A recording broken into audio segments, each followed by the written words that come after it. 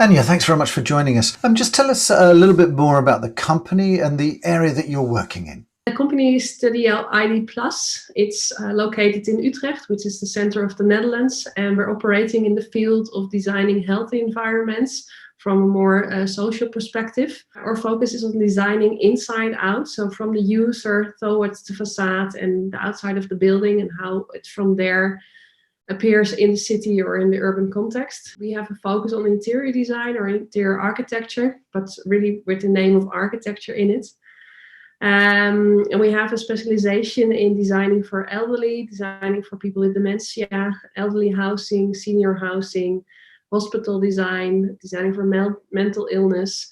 But we also reach up to hospitality design, office design, as long as the building can add or do something more to the user, rather than just building a kind of skin or facade for it. And picking up on that healthcare and senior living side, Anja, what are some of the trends that you're seeing? And are you seeing an increase in interest in the sector at the moment? At this moment, there's a lot of interest in designing new kind of concepts, because we all know that we're aging, and also the amount of people that have disabilities or have dementia are growing. So there's a lot of interest for designing new type of topologies that we're very keen on, and also on integrating design and research in it. And that's what we're basically doing with the office as well, to have this integrated, translated into design tools, and from there design. And other examples of some of the things that you've been doing that have that positive impact on the residents?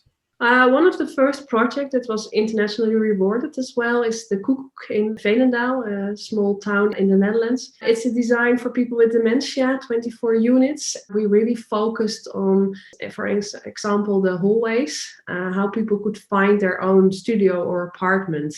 We made small window frames or displays actually on the corners of the entrance of the apartments, where people could install their own personal photos or small attentions.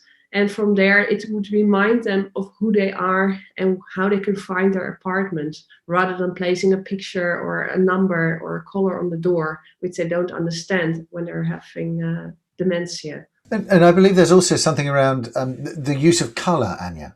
Yes, the contrast between, it's not as much about the color itself, rather it's blue or yellow or red, but it's more about the contrast. So for instance, if you have a white floor and a white wall, it would be very hard for people with dementia to see the difference between it. It could even cause them problems. So it's rather about the contrast than the color itself. But this is not only for people with dementia, it's for elderly in a broader sense as well. If your eyes decline, then it's harder to find your way in a building, and you need more contrast for the eyes to see. Really interesting to get your insights on this area. Thanks very much for joining us, Anja. Thank you. Thank you so much.